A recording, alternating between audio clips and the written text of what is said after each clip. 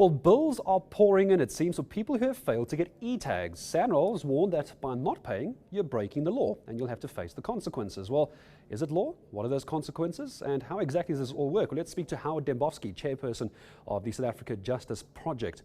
I would also like to mention as well, Sanral declined our invitation to be part of this discussion. My producer spoke to them on the telephone.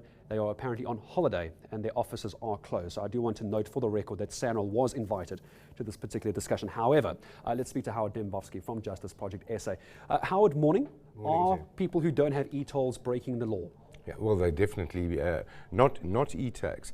You're not required to have an e-tag and you're not required to register with Sanral.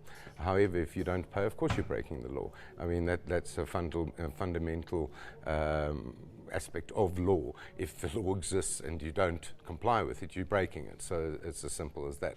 However, for Sanral to now come forward and start using dire consequences like criminal records, etc., is a little bit disingenuous, given the fact that the ARTA Act is in force in Johannesburg and Tshwane, and a large proportion of the freeway run through Johannesburg and Tshwane. This is an intimidation factor. This is what a lot of critics of e-tolls are now saying. They're trying to bully people into buying the e-tag so it looks like they've got support for e-tags and e-tolling. Is that correct? Most certainly. The fact is that they're continually coming out with new and new figures and huge increases where they talk about 10,000 people registering a day, and over a period of 2 weeks, 21,000 people have registered. So someone's arithmetic is up to. We've had many people on our Twitter accounts, it's at eNCA News, by the way, if you'd like to weigh in on this, and also via email, saying they haven't bought an e-tag, they're not supporting e-tolling, yet they're getting fines in the post, not through registered post necessarily, or it's now appearing as a statement without a breakdown of this. Is that the way that the billing is supposed to work, or is there a problem with the administrative side of e-tolling at the moment? Well, firstly, the fact is that under Regulation 6.5 of the e-road regulations, it is a requirement for Sanral to issue a tax invoice to a person who is not registered with Sanral, who fails to pay the toll within 7 days. They need to send this invoice within 32 days. Okay, they're not doing that. What they're doing is they are sending people SMSs, emails, phoning them, etc., from the violations processing center, which sounds awfully impressive and very intimidating. But the fact is that they choose to make this a violation before they've even so much as invoiced you. Now, I'd like to ask a very simple question.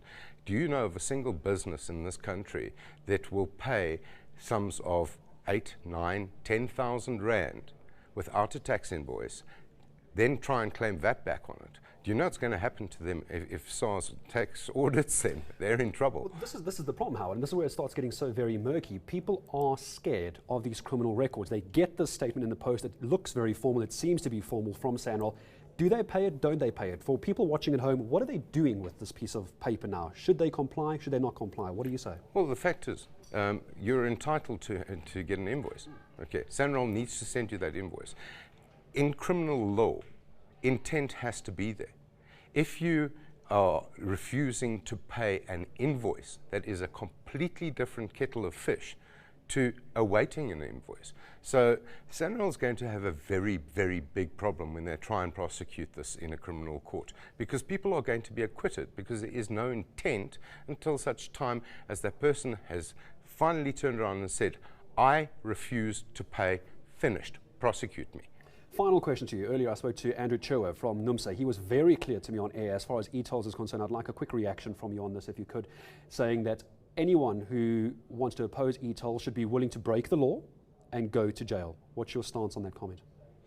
Well, despite what Sanral has said and unfair and quite frankly malicious allegations that have been levelled against us, we have not once encouraged anybody to break the law. The fact is that people need to have a look at this and assess it completely, and I don't think that it's responsible to turn around to somebody and say, you must be prepared to go to jail if you don't know what the consequences are. Let's be honest about that. All right, Howard, thank you very much indeed for your insight today. This is Howard Dembovsky, National Chairman of the Justice Project South Africa. Know more about your world. eNCA.com